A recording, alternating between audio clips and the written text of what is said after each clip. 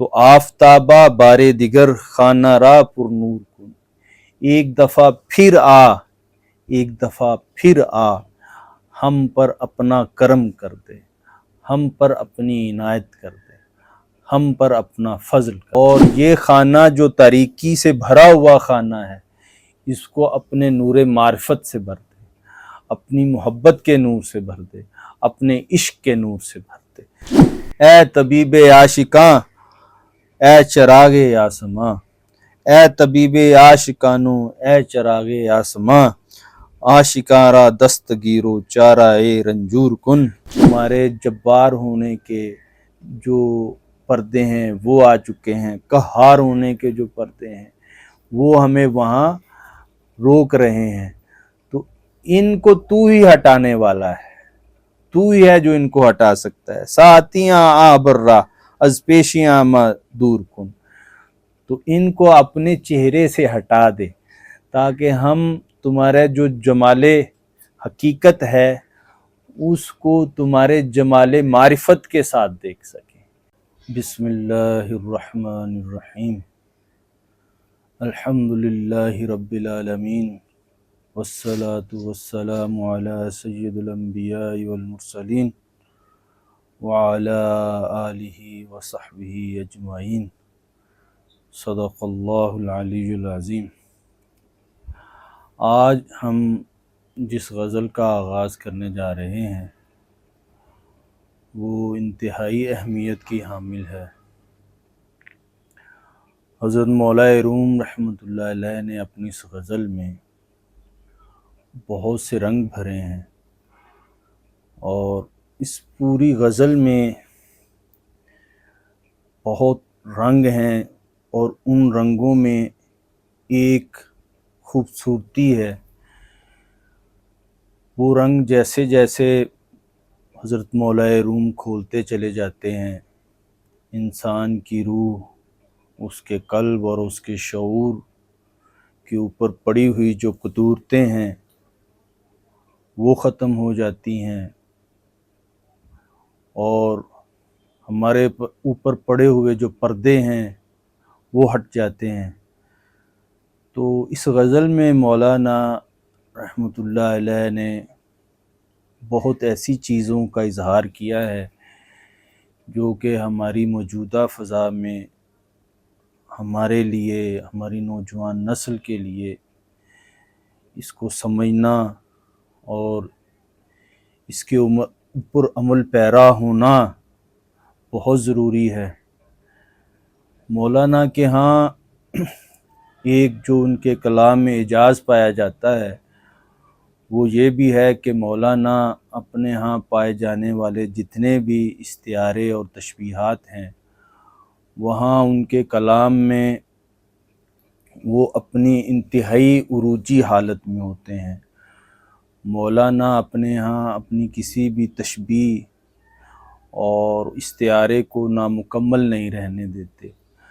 بلکہ وہ اس کی جمالیاتی سطح جو ہے وہ عروج کی سطح پر رکھتے ہیں۔ جہاں ان کی تشبیہ اور تنزیہ میں آیا ہوا کوئی بھی استعارہ اور تشبیہ وہ انتہائی عروجی حالت میں ہوتے ہیں، اور یہی مولانا کا کمال ہے کہ وہ وہاں اس کی تشبیہی اور تنزیہی حالت کو بھی بھرے ہوئے رکھتے ہیں، چاہے وہ مجازن اس کی حالت ہو، چاہے وہ حقیقی کوئی رنگ ہو۔ تو مولانا کے ہاں ان کی ہر غزل میں، ان کے ہر کلام میں آپ کو یہ جو چیز ہے وہ انتہائی اعلیٰ درجے پر ملے گی۔ تو آج کی غزل بھی اسی حوالے سے مولانا نے اس میں جو رنگ بھرے ہیں وہ انتہائی کمال کے حامل رنگ ہیں۔ تو اسی غزل کا آغاز کرتے ہیں، تو دیکھتے ہیں کہ مولانا نے یہاں وہ کون کون سے رنگ ہیں جن سے ہمیں آشنا کیا ہے۔ تو اللہ رب العزت سے دعا ہے کہ اللہ پاک ہمیں ان کو سمجھنے کی توفیق عنایت فرمائے اور ہمارے لیے مشعل راہ بنائے۔ تو آغاز کرتے ہیں۔ مولانا یہاں فرماتے ہیں، آفتابہ بارے دیگر خانہ راہ پر نور کن، آفتابا بارے دیگر خانہ را پر نور کن، دوستاں را شاد گرداں دشمناں را کور کن۔ تو یہاں آفتاب بے حقیقت اللہ رب العزت کی ذات کو مخاطب کر کے فرما رہے ہیں۔ وہاں مولانا ایک التجا جو ہے اس کو پیش نظر رکھ رہے ہیں، ایک ندا ہے، ایک دعا ہے، جو کہ مولانا یہاں حقیقت کے ساتھ جڑ کر وہ چیز مانگ رہے ہیں۔ تو فرماتے ہیں آفتابا بارے دیگر خانہ را پر نور کن۔ ہم شعوری سطح پہ تاریکی میں چلے گئے ہیں، ہمارا وجود ظلمات میں پڑا ہوا ایک وجود ہے، بھٹکا ہوا ایک وجود ہے، راہ سے ہٹا ہوا ایک وجود ہے۔ تو ہمارے اس خانے کو بھر دے، یہاں اپنا نور رکھ دے، یہاں اپنی معرفت رکھ دے، یہاں ہمیں اپنی حقیقت سے آشنا کر دے۔ تو آفتابا بارے دیگر خانہ را پر نور کن، ایک دفعہ پھر آ، ایک دفعہ پھر آ، ہم پر اپنا کرم کر دے، ہم پر اپنی عنایت کر دے، ہم پر اپنا فضل کر دے۔ جیسے کہ میں شعوری سطح پر ایک جمود کی حالت میں ہوں، ٹھہرا ہوا ہوں اور بہت ساری چیزوں میں الجھ چکا ہوں، تو اس سے نکلنے کے لیے جیسے کہ فرما رہے ہیں کہ یہ میری شعوری حالت ہے جہاں میں جمود میں آ چکا ہوں، تو وہاں اپنا کرم کر، اور یہ خانہ جو تاریکی سے بھرا ہوا خانہ ہے اس کو اپنے نور معرفت سے بھر دے، اپنی محبت کے نور سے بھر دے، اپنے عشق کے نور سے بھر دے۔ تو آفتابا بارے دیگر خانہ را پر نور کن، تو پہلے بھی یہاں ہمیں بھر چکا ہے، اب ہم پر ایک قبض کی حالت ہے۔ یہاں ایک سالک ہے تو وہ ہے کہ میں ایک قبض کی حالت میں چلا گیا ہوں، یہاں مجھ پر جو ہے بست کر دے۔ تو آفتابا بارے دیگر خانہ را پر نور کن، یعنی کہ تو وہ ذات ہے کہ جو لامتناہی صفات کی حامل ہے، لامتناہی افعال کی حامل ذات ہے، تو اپنے تو بے بہا عنایتیں رکھتا ہے، تو بے بہا کرم کرنے والا ہے۔ تو ہم پہ بھی یہ کرم کر دے کہ ہم جو ویرانے میں پڑے ہیں، ہم جو ظلمت میں پڑے ہوئے، ہم جو تاریکی میں پڑے ہوئے وجود ہیں، ہمیں اپنے نور کی روشنی سے روشن کر دے۔ تو آگے کیا فرماتے ہیں، دوستارا شاد کرتا دشمنارا کور کن، یہاں جو جو ہمارا ہم سفر ہے، یہاں جو جو ہمارا ساتھی ہے، یہاں جو جو ہمارا دوست ہے، اس کو ہمارے ساتھ جو جڑا ہوا ہے، جو تمہارے ساتھ جڑا ہوا ہے، اس کو خوش رکھ، اور جو جہاں دشمنی پر اترا ہوا ہے، جو دشمنی کرنے پر تلا ہوا ہے، جو ہمارے اندر یا باہر جو دشمنی کر رہا ہے، نفس کی صورت میں، شیطان کی صورت میں، اس کو اندھا کر دے، اس کو ہم سے دور کر دے اور اس سے اوجھل کر دے، ہم کو ہمارے نفس اور شیطان کے درمیان ایک پردے میں رکھ دے۔ تو دوستاں را شاد گرداں دشمنارا کور کن، اور آگے فرماتے ہیں از پسے کوہ برآ سنگ ہا از لال ساز، از پسے کوہ برآؤ سنگ ہا را لال ساز، بارے دیگر غورہا پختہ و انگور کن۔ تو اس اپنے ایک پہاڑ کے، اپنی عظمت کے پہاڑ کے پیچھے سے ایک دفعہ پھر آ، اور یہ جو ہم پتھروں جیسا وجود رکھتے ہیں، جو اپنی حقیقت کو کھو چکے ہیں، جو اپنے ہونے کے صحیح حال کو گم کر چکے ہیں، ان کو ایک دفعہ پھر زندگی عنایت فرما دے، ان میں اپنی معرفت رکھ دے، ہم جو سنگ ہیں وہ لال بن جائیں، ہم جو پتھر ہیں وہ یاقوت ہو جائیں۔ ہم جو محض ایک پتھرائی ہوئی جبلت رکھتے ہیں، پتھرایا ہوا وجود رکھتے ہیں، اس کو ایک دفعہ پھر قیمتی کرتے۔ تو فرماتے ہیں از پسے کوہ بر آؤ سنگ ہارا لال ساز، بارے دیگر غورا ہا پختہ انگور کن۔ تو ہم تو بالکل وہاں جو ہیں خام ہیں، ہمیں پختہ کرتے، ہمارے اندر جو ہے اپنی رحمت سے، اپنے کرم سے، اپنی محبت و عنایت سے ہمیں استقامت عطا فرما، ہمیں وہاں ایک پختگی عطا فرما، تاکہ ہم بھی وہاں تمہارے دوستوں میں شامل ہو جائیں، تمہارے محبوب لوگوں میں شامل ہو جائیں، اور ہماری جو شعوری روحانی جو تکمیل ہے وہ بھی ہو جائے، ہم بھی پختہ ہو جائیں، ہمارے اندر جو ایک خامی ہے وہ ختم ہو جائے۔ تو فرماتے ہیں، آگے فرماتے ہیں، اب یہ دیکھیں یہاں مولانا یہاں اپنی ابتدائی جو دعا اور التجا اور ندا ہے اس میں کس طریقے سے وہ یہ سب چیزیں بیان کر رہے ہیں۔ وہاں ایک التجائی کا جو رویہ ہے وہ بھی ہے، ندا بھی پائی جا رہی ہے، اور دعائیہ کلمات بھی ہیں۔ تو آگے بھی فرماتے ہیں، یہ ساری غزل اگر آپ دیکھیں گے تو اس کے اندر آپ کو دعائیہ کلمات نظر آئیں گے، کہیں پر وہ التجا کی صورت میں ہیں، کہیں پر وہ ندا کی صورت میں ہیں، کہیں پر وہ دعا کی صورت میں ہو، ہر ایک جگہ پر اپنی ہی کسی کمی کو دور کرنے کی طرف اشارہ فرما رہے ہیں کہ تو وہ آفتاب حقیقت ہے جس کے چمکنے سے تمام جو ظلمات ہیں وہ دور ہو جاتی ہیں، چاہے وہ جبلی ظلمات ہوں، شعوری ہوں، روحانی ہوں، جتنے پردے ہیں، جہاں جہاں تیرا آفتاب حقیقت چمکتا ہے وہاں وہاں وہ دوریاں جو ہیں، ظلمات جو ہیں وہ ختم ہوتی چلی جاتی ہیں۔ تو اب یہاں پر بھی وہی فرماتے ہیں کہ آفتابہ بارے دیگر باغ را سرسبز کن، دشت را و کشت را پر ہیلا و پر نور کن۔ تو اے آفتاب معرفت، اے آفتاب حقیقت، ایک بار پھر ہمارے شعور کا جو باغ ہے وہ ویران پڑا ہوا ہے، وہاں جو ہے وہ الوؤں کا ڈیرا ہے، تو وہاں اور اس کو ایک بار پھر سرسبز و شاداب کر دے، ایک دفعہ اس میں پھر بہار آ جائے۔ تو آئے گا تو اس میں بہار آئے گی، تو اپنا کرم کرے گا تو یہاں جو گل و گلزار ہیں وہ کھل جائیں گے، یہاں جو درخت ہیں وہ بارآور ہو جائیں گے۔ تو تم نہیں ہو تو ہم اپنے ہی کسی جبلی شعوری خامی اور کوتاہی کی وجہ سے یہاں سے بھٹکے ہوئے ہیں، یہاں خالی پڑے ہوئے ہیں، یہاں جو ہیں سوکھ چکے ہیں۔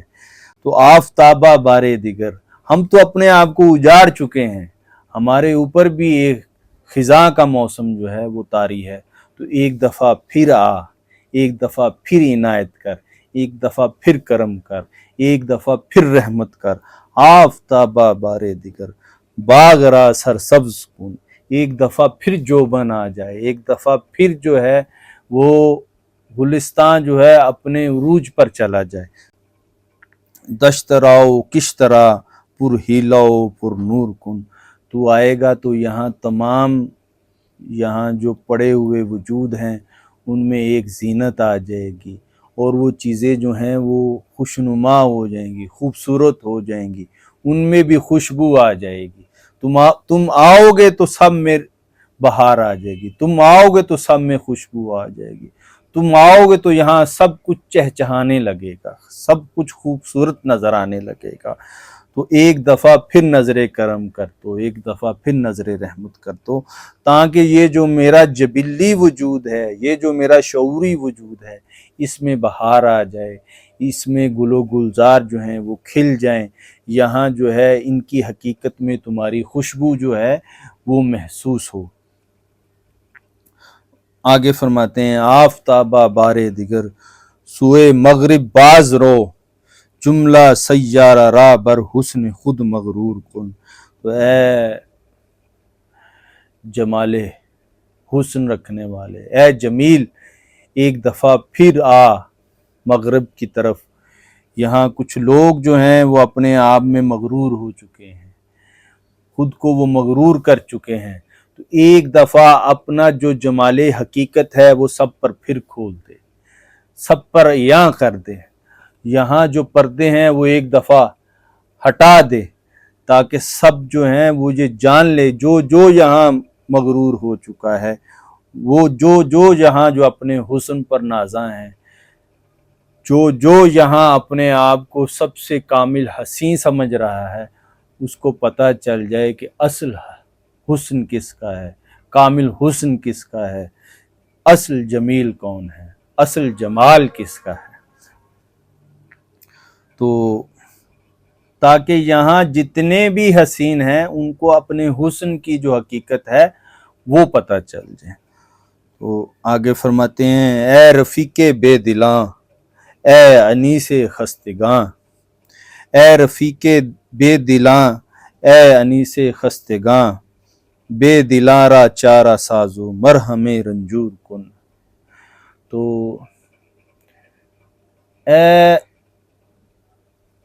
دوست، اے حبیب، ہم بے دلوں کو اپنے پاس بلا لے۔ اے رفیق بے دلاں، اے انیس خستگاں، اے اجڑے ہوئے دلوں کو، شکستہ دلوں کو، ان کے اوپر مرہم رکھنے والے، ان کے زخم پر مرہم رکھنے والے، ان کی دل جوئی کرنے والے، وہ شکستہ دل جو تمہارے ساتھ خود کو وابستہ کر چکے ہیں اور اپنے ہونے کو مٹا چکے ہیں، اور جو تمہارے عاشق ہیں، اب تو ان کا انیس بن جا، ان کے دل کا مداوا کر۔ وہ جو یہاں خالی پڑے ہوئے ہیں، تمہارے عشق میں خود کو مٹا چکے ہیں، ان کی دل جوئی کر، ان کی غم خاری کر۔ اے رفیق بے دلاں، اے انیس خستگاں، تو وہ ہے کہ جو یہاں اپنے دل جو تمہارے عشق میں لٹا چکے ہیں، تو ان کا دوست ہے۔ جو یہاں تمہاری محبت میں خستہ دل ہیں، تو ان کا انیس ہے، تو ان کی دل جوئی کرنے والا ہے، تو ان کا غمخوار ہے، اصل میں حقیقی غمخوار تو ہے۔ تو اب کیا ہے، بے دلارا چارہ سازو مرہم رنجور کن، یہ جو تمہارے عشق میں خود کو لٹا چکے ہیں، ان کے لیے کوئی چارہ سازی کر۔ یہاں ان کے سامنے سے ان کی جو حالت قبض میں ہے اس کو بست میں بدل دے، وہ جو اپنی غیبت میں ہیں ان کو اپنی حضوری عنایت فرما، وہ جو یہاں بعد میں ہیں ان کو قرب عطا فرما، یہاں سب کو اپنا قرب عطا کرتا جا، اور وہاں جو پڑے ہوئے پردے ہیں ان کو ہٹاتا چلا جا، تاکہ یہ سب کچھ ان کے لیے مرہم کا کام کر سکے۔ اے طبیب عاشقاں، اے چراغ آسماں، اے طبیب عاشقانو، اے چراغ آسماں، عاشقاں را دستگیرو چارہ رنجور کن۔ اے طبیب، تو ایسا طبیب ہے کہ جس نے یہاں ہر ایک جو مرض ہے اس کا علاج بغیر دوا کے کر رکھا ہے۔ تو اے چراغ آسماں، اے تمام آسمانوں کی حقیقت، اے تمام عالموں کی حقیقت اور ان پر چمکنے والے آفتاب معرفت، آفتاب حقیقت، عاشقانہ دستگیر و چارہ رنجور کن۔ یہاں اور ان عاشقانوں، یہ جو عاشق ہیں ان کو سنبھال لے، ان کی دستگیری کر، ان کی مدد فرما، اور ان کے لیے کوئی چارہ کر، تاکہ یہ اپنے درد سے نجات پا جائیں، اپنے غم میں راحت کو محسوس کریں، اور اللہ کے حضور تمہارے اور قریب ہوتے چلے جائیں۔ تو یہاں وہ جیسے کہ اپنے دل کے اوپر پڑے ہوئے جو پردے ہیں ان کی طرف اشارہ کر رہے ہیں کہ یہاں اب جو دل کے اوپر پڑے ہوئے پردے ہیں ان کو بھی دور فرما۔ پہلی دعا اور ندا میں یہ بات ہے کہ یہاں جو شعور میں پڑے ہوئے پردے ہیں، جو ہماری جبلت اور طبیعت پہ پڑے ہوئے جو پردے ہیں ان کو ہٹا دے، اور یہاں اب فرما رہے ہیں کہ جو ہمارے قلب پر پڑے ہوئے جو پردے ہیں ان کو ہٹا دے۔ اور اب فرماتے ہیں این چنی ہوئے چو ماں در زیر ابر انصاف نیست، ساعتی عام ابر را از پیشی عام ماں دور کن۔